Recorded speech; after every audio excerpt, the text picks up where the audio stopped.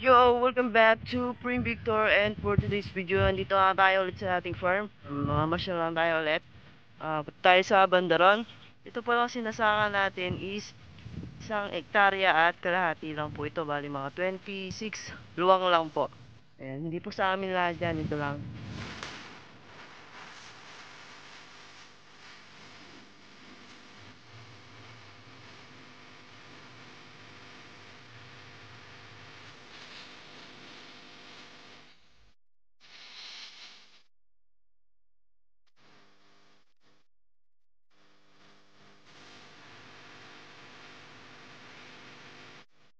Alright, nagbaon nga pala ako ulit ng kanin at ulam dito at meron din akong tubig syempre. Tara po at kumain dito sa ating ibabaw ng fish pond. Pa ako kumain, kain na ako dito. So, kung balalagay itong camera natin. Okay. Ulam natin ay, of course, gulay. Ating ulam ay gulay, syempre. Hugas ako ng kamay ha. Hindi na ako maghugas. Kain po. Ay. Lalo sa may face mask. Let's eat. Ang harap mag-picnic dito.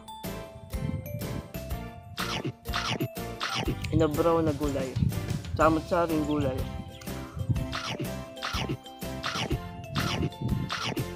Tubig. Gusto niyo po ba magluto ako dito sa ating farm tapos magmumukbang po tayo dito? Just comment down below po. Finish na. Tapos tayo kumain.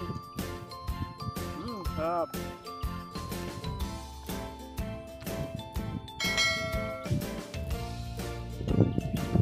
So, tapos na tayo magmukbang dito sa ating fish pond.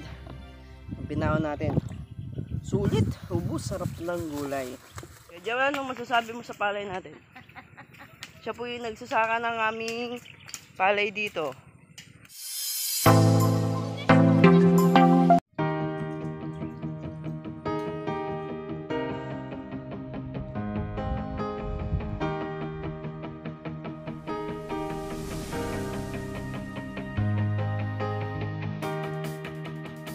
So hanggang dito na nga lang ang vlog natin.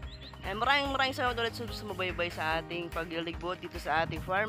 So bali po, uwi na nga kami ngayon. Hanggang sa muli, sa next vlog natin, babalik tayo dito. Pagka po magulang na yung ating mga sapo na palay, babalik po tayo dito. So hanggang dito na lang, Prim Victor! Bye!